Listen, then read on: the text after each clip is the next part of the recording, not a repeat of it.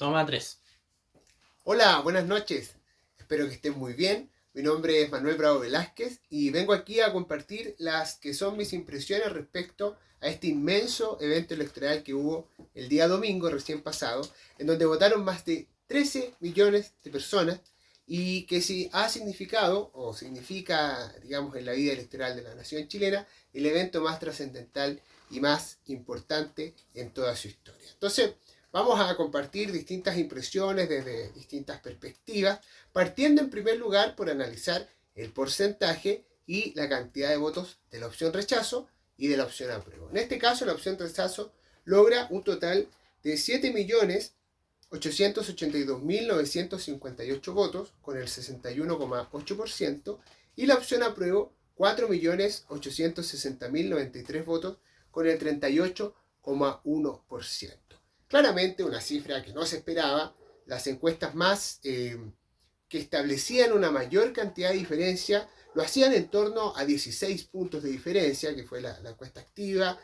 Black and White, 2 semanas antes de esta elección, establecía un 59-41, pero en ningún caso se esperaba que el rechazo superara el 60% o que a su vez el apruebo bajara del 40%. ¿Por qué? Porque por lo general las tendencias políticas en Chile suelen ser estables, suelen no sufrir tantas conmociones, y quizás había también una especie de perspectiva distinta en cuanto a la incidencia del voto obligatorio. Se pensaba que no iba a ser tan incidente, pero resultó ser fundamental para un triunfo de la opción rechazo.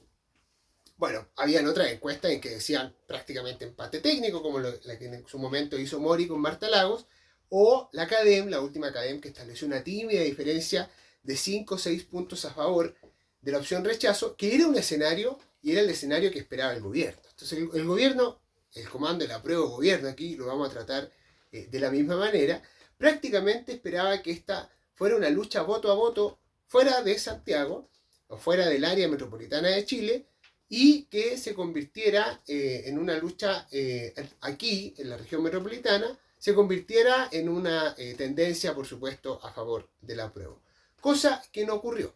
¿Por qué no ocurre? ¿Por qué la diferencia fue tan grande? ¿Por qué se amplificó al punto de lograr no solo 23 puntos porcentuales, lo cual, por supuesto, que es una ventaja enorme? O sea, un quinto de la población adicional decide votar por la opción contraria, digamos, a la que establece el gobierno. Eso, por supuesto, que un punto de gobernabilidad ahí que tiene que mirarse, como dijo Michelle Bachelet, con mucho cuidado.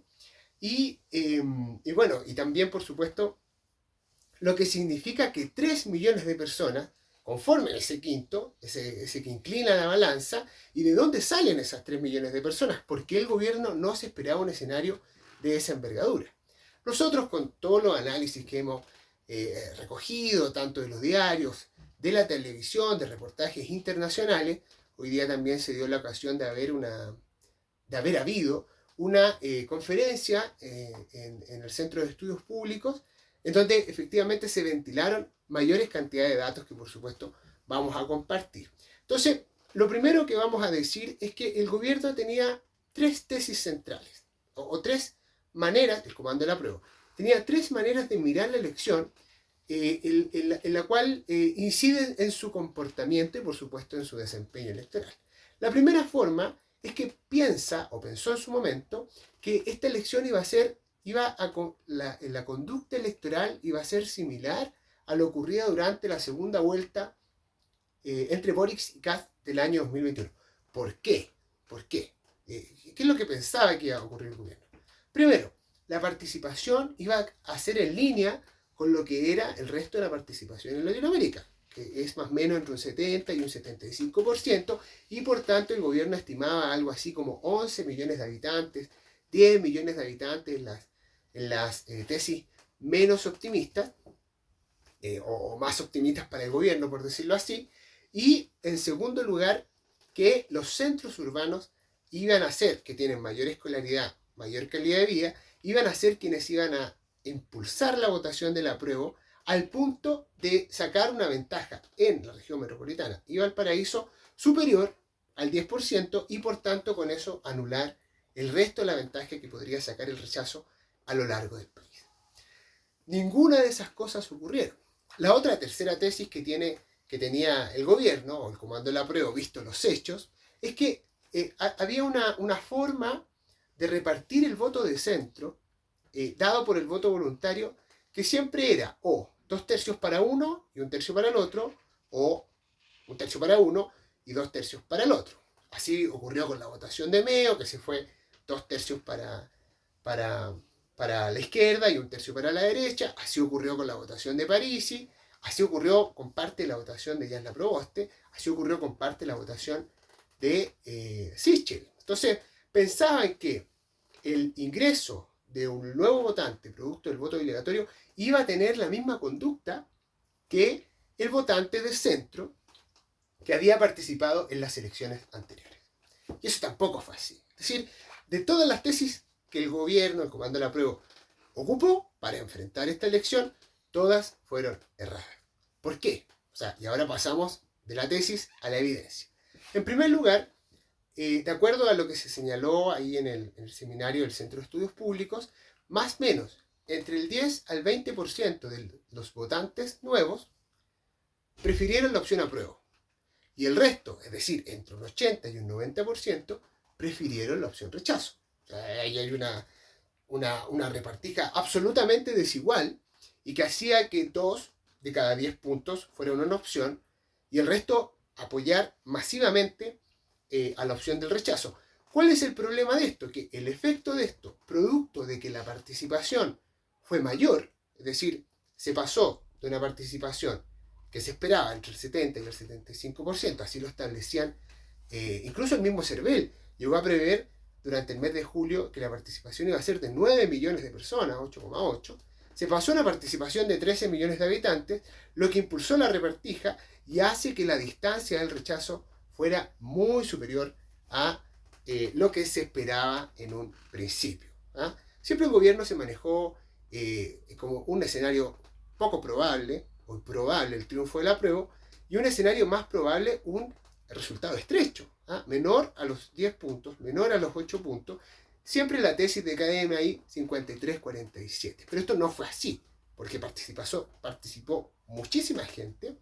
La repartición, que se pensaba que iba a ser muy parecida a la repartición del votante del centro de las elecciones anteriores, es decir, 2/3 para uno y 1/3 para el otro, no se replicó. Aquí hubo, digamos, un 15%, digamos, promedio, que se fue para el apruebo y el 85% que se fue para el rechazo. Y lo otro es que la tesis, que esto forma parte de la vértebra, por decirlo así, el reducto electoral del Frente Amplio. El Frente Amplio es una coalición política que no tiene un desarrollo territorial a lo largo de todo el país. No es el Partido Socialista, no es la UDI que tiene participación en todas las regiones del país, sino que más bien ellos tienen participación donde se encuentran sus votantes. ¿Dónde se encuentran sus votantes? En los grandes centros urbanos de áreas muy desarrolladas en comparación al resto de la nación y que son, evidentemente, Valparaíso, la región metropolitana y el Gran Concepción. Ellos pensaban que la diferencia que iba a obtener al apruebo en esas ciudades iba a ser capaz de anular el resto de la votación del rechazo, y tampoco fue así. En ninguna capital regional de Chile, ni siquiera contando Santiago, la votación del apruebo fue superior a la votación del rechazo.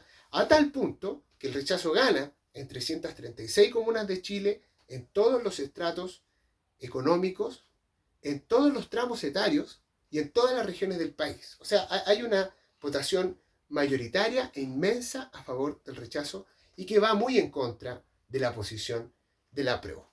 De hecho, si nosotros sacamos la votación de lo que fue la suma de la región metropolitana con la región de Valparaíso, nos da que el resultado final es un 68,5% a favor del rechazo y un 31% a favor del apruebo. Es decir, ahí efectivamente se hubiese logrado el apruebo menos de 1/3, lo que hubiese sido un desastre para el gobierno, incluso mayor al desastre que hubo el día de hoy. Entonces, sí, efectivamente, quien postuló esa tesis tenía razón. Los centros urbanos van a impulsar la votación del apruebo. Es verdad, pero no fue tanto. ¿ah? No fue tanto, hubo un cambio fundamental a lo largo de la campaña y al mismo tiempo está esto que se explica respecto a los centros regionales. Los centros regionales no fueron capaces de impulsar la votación de sus regiones a favor del apruebo.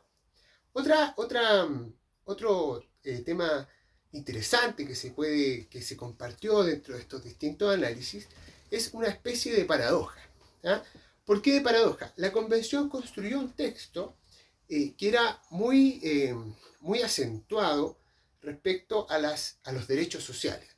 Y se convenció y se buscó convencer a gran parte de la población con que estos derechos sociales iban a asegurar de alguna u otra forma el voto de las personas, principalmente las personas de escasos recursos. Sin embargo, esto es un hecho que también fue ventilado mediante un estudio que fue realizado por la Universidad del Desarrollo. Hay dos paradojas muy importantes que hay que esclarecer y cosas que ocurrieron que nos pueden parecer, por supuesto, contradictorias. A menor ingreso, a comunas de menor ingreso, mayor fue la votación del rechazo. Es decir, si nosotros tomamos las comunas de menor ingreso del país, la brecha a favor del rechazo fue un 50% superior en comparación a la apruebo, en promedio. Sin embargo, si uno toma las comunas de altos ingresos de la nación, la brecha a favor del rechazo fue solo de un 20%. Ahí la pelea fue 60-40 versus las comunas más pobres, donde la pelea fue, digamos, perdida absolutamente por parte de la apruebo. Otra paradoja también que esto no se replicaba con el escenario de voto voluntario, la cual es a menor ingreso, mayor participación electoral. Eso ocurrió así. Las comunas de menor ingreso votaron, no solo votaron rechazo de manera masiva, sino que además en promedio participaron más que las comunas de mayores ingresos, lo cual son dos condicionales que tampoco se esperaban, digamos, no estaban en el escenario, digamos, de nadie que esto fuera así, sino que más bien se seguía estudiando bajo la lógica y el paradigma de lo que habían sido estos 8 años de voto voluntario, que digamos, a diferencia del voto obligatorio, hace que la cancha tenga una variabilidad mucho mayor, porque ingresan y salen distintos grupos sociales, distintos grupos etarios, que hacen que la elección parezca en algún momento muy acentuada hacia un lado o muy acentuada hacia el otro, que fue lo que le pasó a la convención. Recordemos que el plebiscito de entrada fue realizado primero bajo un contexto de pandemia, durante el año 2020, en segundo, ¿qué es lo que hace el contexto de pandemia? Lo que hace el contexto de pandemia es condicionar la participación de los adultos mayores y condicionar el voto rural. ¿Por qué? Porque no solamente las personas tenían que trasladarse muchos kilómetros para ir a votar, sino que además tenían que verse sometidas a las restricciones de control de tránsito que no se someten las personas de la zona urbana. De hecho, antes del ciclo del voto voluntario, nosotros teníamos una participación, déjenme buscar el dato aquí, una participación de los jóvenes en torno al 33%. Durante la votación del plebiscito del año 2020, la participación de los jóvenes, es decir, la cantidad de personas de 18 a 30 años que participan en la elección, subió a un 52%. Y al mismo tiempo, para el tramo de los adultos mayores, personas mayores de 65 años, antes del plebiscito del año 2020 participaba un 57%. Sin embargo, para el plebiscito del año 2020 participó solo un 42%. Es decir, hubo un recambio de votantes que acentuaron no solo la opción apruebo en ese entonces, que logró un 78%, sino que también después, en la elección sucesiva de los convencionales, impulsaron la impresión de que este país era un país que decididamente se inclinaba a la izquierda. Eso, por supuesto, condicionó el discurso de los convencionales constituyentes, para lo cual también, por supuesto, fueron electos, y de alguna u otra forma creó una distorsión en torno a cuáles podrían ser las impresiones del pueblo de Chile respecto al texto que se votaba. Por eso creo yo que la impresión para los votantes del apruebo es tan fuerte, por eso es tan fuerte este porcentaje muy sólido. Lograr un 62% en un plebiscito constituyente que supuestamente es consensuado y por tanto es derrotada su opción, es algo que ha ocurrido pocas veces en la historia universal, es un hecho muy extraño, pero que sin embargo aquí ocurre porque la base de comparación entre el plebiscito del año 2020 y el plebiscito de este año es diametralmente distinta. Mientras uno ocurre el escenario del voto voluntario, en el otro ocurre el escenario del voto obligatorio. Mientras en uno participan los votantes que están altamente polarizados, que pertenecen solo a ciertas partes del país y del territorio, en otros participa todo el territorio y participan todos los habitantes, lo cual genera un espectro de comparación muy distinto a lo que podría ser un escenario como el escenario que se dio durante el año 2020. Entonces, esta distancia, por eso nos puede parecer tan chocante, pero los datos la explican, la van explicando. O sea, la masividad en torno a la votación permitió una mayor holgura en el triunfo del rechazo. La masividad en torno a la votación permitió anular la preponderancia de los centros regionales, de los centros urbanos, dentro del contexto general de una votación. La mayor participación electoral también, por supuesto, permitió asimismo que la diferenciación a través de estratos socioeconómicos fuera menor. Entonces, estos tres factores inciden en una mayor diferencia en torno a las tesis que manejó el gobierno o el comando del apruebo y lo que finalmente ocurrió en la realidad. Otra cosa que podría ser importante de compartir es que quiénes son los ganadores y quiénes son los perdedores de esta segunda vuelta, de este plebiscito constituyente. Nosotros lo que hemos hecho es básicamente establecer como ganadores a tres entes, por decirlo así. En primer lugar, vamos a decir que los ganadores son el Partido de la Gente. ¿Por qué el Partido de la Gente nos parece a nosotros que es un ganador? No solamente porque mantiene su solvencia política, es un partido que, a pesar de haber sido elegido, de no tener tantos diputados, tuvo una incidencia muy fuerte en el ámbito digital. Y lo que hace es anular el avance de los textos de los videos de izquierda y convierte a la franja en algo que no era importante. La franja se volvió, por decirlo así, para el comando del apruebo, el último recurso. Si no lo explica el texto, si no lo explica el trabajo en la convención, lo va a poder explicar la franja. Sin embargo, la participación del Partido de la Gente, Franco París y los Bad Boys, y todo este alto uso de las redes sociales que realizan, el mismo programa que hubo Sin Filtro, animado por Gonzalo Feisto, si bien no inclina la balanza a favor del rechazo, lo que sí hace es anular la posible expansión del rechazo. Entonces, y además lo hace con un alto componente económico, es decir, las discusiones que impulsa el Partido de la Gente no son discusiones valóricas. No es un partido que se pone su tono como lo haría la UDI eventualmente en el aborto. No, el Partido de la Gente se pone a discutir la inexpropiabilidad de los fondos de pensiones, la noción de precio justo que aparecía en el borrador constitucional, y eso hace que, producto de que el comando del apruebo tenía a todos trabajando en el gobierno, no existiera la posibilidad de poder contrarrestar ese discurso. Y por tanto, le da una amplia cancha para poder participar del debate mediante las redes sociales. Entonces, primer ganador, el Partido de la Gente. Segundo ganador, la centroizquierda por el rechazo, claramente. Mónica Rincón, Carlos Maldonado, Fuad Chaín, Matías Walker, y se me queda Felipe Arboe, por supuesto, corren el cerco, no solo un cerco ideológico, entre comillas, vamos a decir que su diferencia con la UDI es muy grande, pero sabemos que no es tan así, pero sí de alguna otra forma corren un cerco simbólico.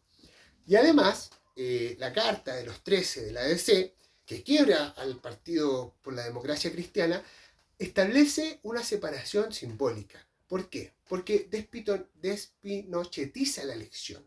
Esta elección ya no se vuelve un debate respecto al sí y el no, como lo fue la elección entre Boric y Kast, elementos altamente polarizantes y donde claramente se podía diferenciar entre izquierda y derecha. Aquí no, acá en esta elección entre el apruebo y el rechazo, la izquierda hizo muchos intentos por pinochetizar la elección, pero sin embargo todo esto fue logrado, digamos, evadido gracias al comando del rechazo, por la centroizquierda. Entonces, que logran evadir, digamos, este mote de pinochetista, explicando que básicamente no lo son, y hacen uso de los símbolos, como por ejemplo lo fue el caso de Belisario Velasco, para quitarle dramatismo a la elección y al mismo tiempo quitarle esta gravedad simbólica que a todos nosotros como ciudadanos nos interesa. Ese es el segundo ganador. El tercer ganador, por supuesto, es la centro-derecha, Javier Macaya, no así Francisco Chaguán, pero sí Javier Macaya, cumple un rol muy fundamental porque lo que hace, y lo que hace bien, es mantener callada a la derecha. Hubo una carta en el Mercurio el día lunes que fue bastante ilustrativa. Dijo, ¿cómo se puede arrogar el triunfo a alguien que se mantuvo alguien que para ganar se tuvo que mantener en silencio prácticamente 2 meses? Y eso es cierto. O sea, la derecha dura, los personajes que despiertan nuestra mayor cantidad de resistencias, como Iván Moreira, como José Antonio Kast, como el Rojo Edwards, se mantuvieron más bien solapados en su ámbito crítico, en su Twitter personal, pero no salieron a hacer grandes desplantes ni despliegues territoriales, básicamente por una orden de partido. Orden de partido que fue muy respetada. Y eso es lo que convierte a esta centro derecha en un triunfador de la elección, porque fueron capaces de mantenerse callados. No así, por ejemplo, los fantasmas que despertaba el Partido Comunista. El Partido Comunista sale a la calle durante esta elección, sale gritando muy fuerte y sale ocupando la misma estética de la revuelta, de lo que ocurre en el estallido social a partir de lo que ocurre en Chile a partir del estallido social. Comienza entonces la discusión del octubrismo, que se tiene que diferenciar con el noviembrismo, y esta serie de concepciones mentales o de nombres que hacen que la posición del Partido Comunista, que es nuestro perdedor, uno de los perdedores de esta elección, se vaya diluyendo con el tiempo. El Partido Comunista quiso convertir esta elección, o así lo dijo, digamos, en la madre de todas las batallas. Gastó todos sus cartuchos. Gastó los cartuchos municipales que tenía en manos de Daniel Jadwe como alcalde, gastó sus cartuchos de negociación política en manos de Guillermo Tellier, sobreexpuso a su mejor elemento, tratamos claro en eso, que es Camila Vallejos, y perdió todo, y perdió a un nivel impresionante, porque no es capaz de decir que triunfó junto al pueblo trabajador. Ni siquiera en Recoleta, donde Daniel Jadwe es alcalde, el rechazo, el apruebo, obtuvo una victoria. Entonces, es muy interesante ver lo que le pasó al Partido Comunista. ¿Qué puede sacar de positivo? Porque todas las cosas tienen sus bemoles. Lo positivo para ellos es que, y bueno, para todos en verdad, es que se identifica muy bien cuál es el techo al cual ellos aspiraron. O sea, cuál es el piso sobre el cual se tiene que empezar a trabajar una próxima constitución. La próxima constitución aún no sabemos si va a ser con voto voluntario o con voto obligatorio. El mejor escenario para el Partido Comunista es que sea con voto voluntario, porque ya cuenta con 4.800.000 votos, que son muy activos, que son por lo general una población que está muy bañada de política, no así los votantes del rechazo. ¿Por qué? Precisamente por esta incorporación de los nuevos votantes. Los nuevos votantes en un 80 o un 90% votaron por el rechazo. 5 millones de personas. Entonces ya sabemos que hay una población flotante de electores que se puede ir porque sí, o que puede participar porque sí también, que es bastante inestable, en el cual no se puede confiar, no se puede hacer pronósticos con ella. En cambio, como el votante del apruebo es duro, es un votante mucho más comprometido con su voto, menos blando, por decirlo así, efectivamente eso permite que el Partido Comunista pueda contar sus huestes. Y eso es muy importante en la política. Un segundo perdedor, por supuesto que lo vamos a involucrar en la lista, es Gabriel Boric. El presidente de la República perdió, no solamente perdió porque tuvo malos cálculos, o sea, ya hemos dicho que las tesis sobre las cuales se movía su equipo fueron tesis que fueron absolutamente desmentidas por la realidad, sino que además porque él se situó detrás de la opción apruebo de una manera muy activa, dejando de lado esta tradicional presidencia que se espera de los presidentes de la República, que si bien nunca ha existido, cada vez que hay una especie de intervención, como que a mucha gente se le empieza a parar los pelos, porque eso es un símil de dictadura y de autoridad, y empieza a despertar una fuente de fantasmas que hace, por supuesto, que la elección se vuelva más crítica. Boric participó de ese proceso, despertó muchos fantasmas, afortunadamente una persona joven, por lo tanto no fueron tantos, pero sin embargo situó a todo el Estado, a todo el gobierno de Chile, detrás de una opción que fue la perdedora. Esto afecta a su gobernabilidad, ya lo hemos visto con el cambio de gabinete el día de hoy, en donde se van 6 de sus ministros, sumando a Janet Vega, donde tiene que sacar literalmente por la puerta de atrás al partido,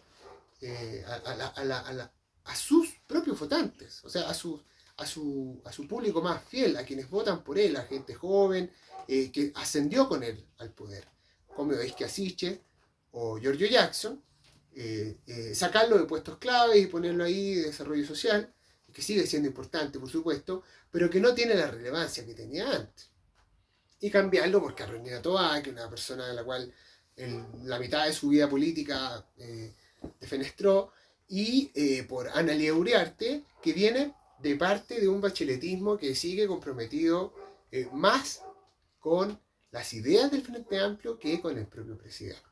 Y eso es algo bastante poco auspicioso, porque lo deja en una posición muy, muy débil. Entonces, ese es nuestro segundo perdedor. Y un tercer perdedor, aunque suene un poco sorprendente, en nuestro análisis es Ricardo Lagos Escobar.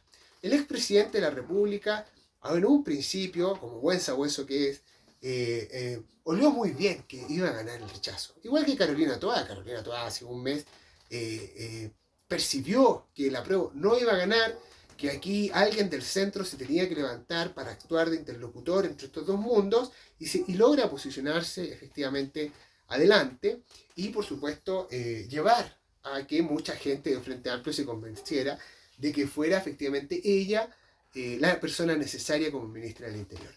Lagos quiso hacer lo mismo respecto a todo el proceso constituyente. Su egolatría de señor Lagos, presidente de la República, creo yo que él pensaba que iba a quedar la situación de tal manera que el nombramiento, el ungimiento de él como el líder del nuevo proceso constituyente iba a ser una cosa natural. ¿Por qué? Porque iba, por un lado, había sido quien cuidaba el republicanismo, producto de esta carta, en donde la convención se empieza a entrampar respecto a qué hacer con los símbolos nacionales, la presidencia de la República es una de ellas, y también producto de esta decisión de votar en blanco, o votar nulo, o votar al misterio. Entonces Lagos como que pensando que el escenario no iba a ser tan binario, no iba a haber tanta distancia, imaginando también quizá un 53-47, se posiciona sobre las personas y lidera este nuevo proceso. Pero eso no fue así. La diferencia del rechazo fue tanta, y Lagos, al no comprometerse con él, no votar con él, como lo hizo por ejemplo Eduardo Frei, lo que hace es perder todo. Pierde la posibilidad de liderar este nuevo proceso y por supuesto también pierde la posibilidad de poder pertenecer a él. O sea, a ese punto llega su derrota y ahora sale en una revista en el diario diciendo no, es que la convención es una fractura en la historia política del país, pero todos podemos intuir que son cosas que él busca hacer o decir para participar de una elección o de un proceso que en verdad ya no le compete tanto si los resultados hubiesen sido distintos. Por eso Lagos es nuestro tercer perdedor en esta tanda, en esta increíble elección que llevó a muchísima gente y que abre un escenario incierto, un escenario en donde prácticamente es muy difícil decir qué va a pasar, pero sí podemos decir qué cosas no van a pasar. Y dentro de las cosas que no van a pasar es aquello que levantó la suspicacia de gran parte de la población. Es muy interesante estudiar, por ejemplo, el efecto que tuvo el uso de la bandera en la zona Guasa. Las regiones de O'Higgins, Maule y Ñuble tienen 800.000 votos a favor del rechazo que la votación del apruebo. En ninguna de esas regiones la votación del apruebo superó el 30%. O sea, en el Ñuble, que es la región más pobre del país, una de las más pobres del país, el apruebo solo saca un 24%. Entonces, si nosotros en el imaginario relacionamos los símbolos nacionales, como la bandera, las costumbres, el folclore, y todo esto que quería ser cambiado por estas nuevas tesis urbanas que surgían en la convención, el efecto electoral fue desastroso. Es decir, el campo sale de su habitual pasividad, una pasividad que venía ya desde hace tiempo, producto de que no votaba tanto en un esquema de voto voluntario y pega su rugido, pega su latigazo y le quita muchísimo terreno a la opción del apruebo y por tanto al gobierno. Hacia el futuro, quizás lo importante o dónde puede radicarse la esperanza. Yo he hecho un estudio respecto a la composición del Senado. El Senado fue una institución que se salvó, afortunadamente una institución que se mantiene ahí, a pesar de que quería ser cambiada, que también fue muy relevante el hecho de que la Convención no quisiera continuar con el Senado. Una cosa, así también yo lo dije en su momento, una cosa es querer cambiar la Constitución y otra cosa es querer cambiar el romántico carácter de república que tiene el chileno respecto a sí mismo. Nosotros somos un pueblo que por lo general valora mucho lo que es propio, lo hemos construido con una determinada época, una determinada épica muy personal. Los terremotos han incidido en ella, la poesía ha incidido en ella, la geografía ha incidido en ella, y el Senado es una institución que mal lleva más de 200 años de historia y que es representativa.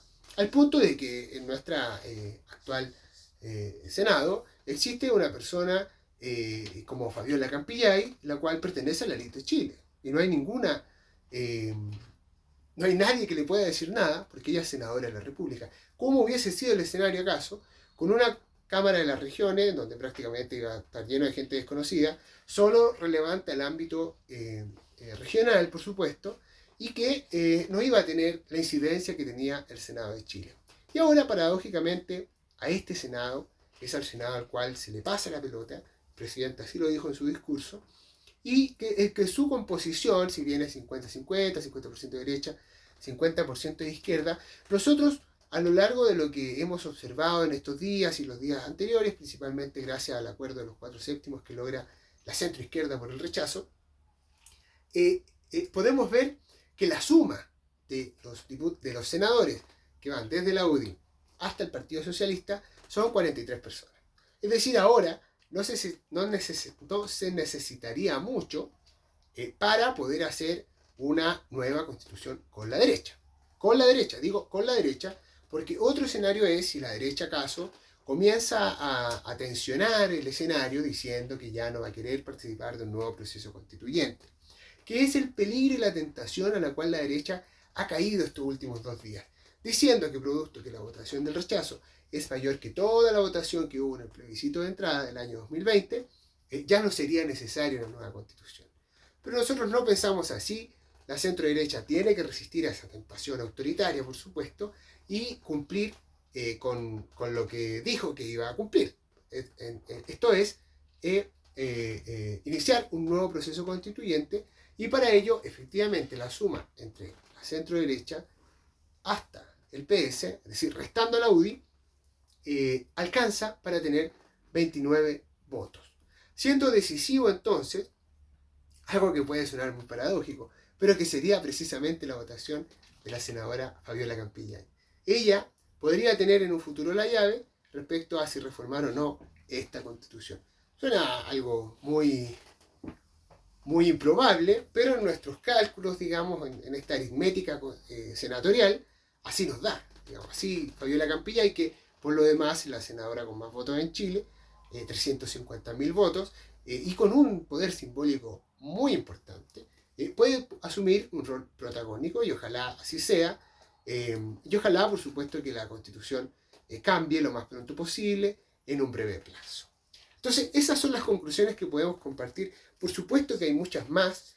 Falta diseccionar lo que fue, por ejemplo, la votación por zona, cómo se orientó el norte, cómo se orientó la macrozona sur, cómo afectó cada una de las temáticas que tomaba la convención, y por otro lado, cada una de las temáticas que eran impulsadas por la coyuntura en la definición del voto, tanto del rechazo como del apruebo. Todas esas cosas las vamos a seguir analizando en los siguientes videos.